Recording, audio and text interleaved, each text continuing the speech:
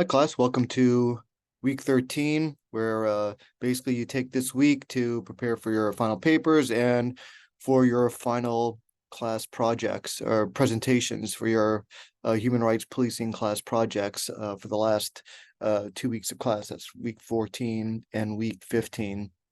So I already have a Google Doc where you can sign in to present on for week 14 or week 15. So just make sure you put your name and your the title of your paper.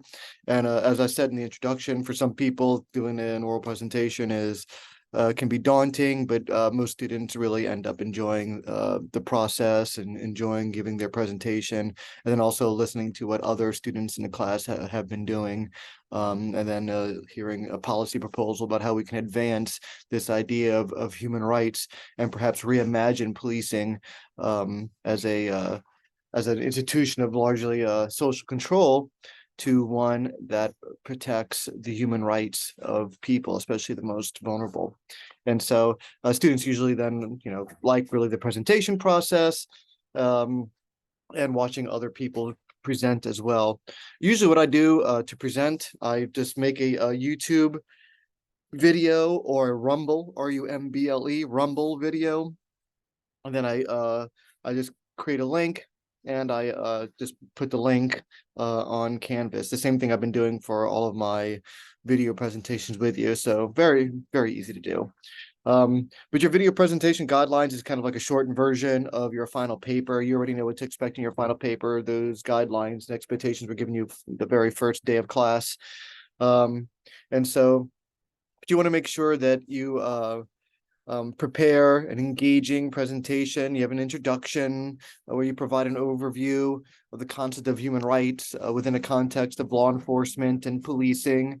Introducing important, talk about the importance of applying human rights principles to specific community groups, especially the community members that you're most interested in for this project, whether it be homeless people or whether it be people dealing with mental illness or whatever it might be. So just keep that very clear and very specific to the group that you're interested in. You can do a literature, you're expected to do part two, a bit of a literature review, looking at some of the academic literature on human rights policing as it applies to diverse community groups. You can kind of explore how human rights generally have been applied. Look at existing policies, practices, and challenges faced by law enforcement, ensuring human rights with different communities. Talk about the community group that you selected. Like I said, mental ill, immigrant community groups, at-risk youth, lesbian, gay, bisexual, transgendered, queer plus people, whatever it might be, and justify this selection, explaining why this group is important and relevant in the context of human rights policing. Talk about human rights violations and concerns, identify historical and contemporary human rights violations expressed by your chosen community group. What are the root causes of these violations? How have they impacted the community? So what have been their experiences with having their own human rights violated? It could be environmental. It could be how police have treated them. It could be that they live in a food desert or lacking access to resources. It could be all kinds of human rights violations and concerns.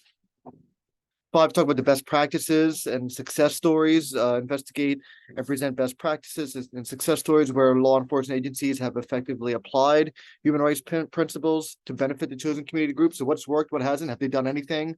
What has it been? Things of that nature. Highlight examples of positive engagement, trust building, collaboration between law enforcement and community. And you can look this up, obviously, in newspaper articles, magazines, things of that nature. One magazine I've published in is Blue Magazine.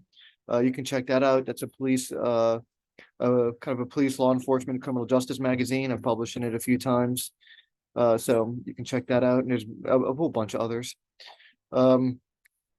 6, challenges and barriers. Identify existing challenges and barriers that hinder implementation of the human rights policing within your chosen group. what systemic issues or cultural biases or institutional obstacles might impede this type of progress. So be able to talk about that. And really, 7, very important here, policy recommendations. What kind of concrete recommendations and strategies for law enforcement agencies to better integrate human rights principles into their practices concerning the chosen community group? You'll notice that even in my book, Human Rights Policing, I have policy proposals on a kind of a society-wide level, but also and a separate one on policing. And so you can have your own policy recommendations as well. Consider legislative, procedural training, and community engagement aspects. So that could be part of your policy recommendations. And you want some clearly labeled policy suggestions that bring voice to the community members that you've been interested in your project. And make sure that the policy recommendations discuss human rights and policing as it relates specifically to your group. And provide a conclusion, some key findings, key takeaways, insights, recommendations, things of that nature. What are the major implications of your finding? That's very important. And emphasize the significance of applying human rights policing principles to foster positive relations between law enforcement and diverse communities. And of course, you want to always ask, is it possible to create an institution of policing that values human rights and protects human rights above and beyond anything else? And so, again, hope you enjoy the process. I always advise people, don't take yourself too seriously. Have fun, enjoy the project, enjoy the process of doing this. You're an expert on this. You're the one that did the whole study. You're the one that wrote this paper. You're the one that did the research. And so you're in this presentation teaching the class, and you're teaching me. And so I very much enjoy watching all of your presentations. And I very much look forward to our last 2 weeks of class where we get to watch those presentations. And of course, I look forward to reading your final papers as well. Feel free to email me for anything. Otherwise, make sure you sign up for one of either week 14 or week 15. Again, use YouTube or Rumble to provide a link so people can watch your video. And otherwise, again, enjoy the process. And I look forward to concluding our semester. Y'all have been great. Thank you very much.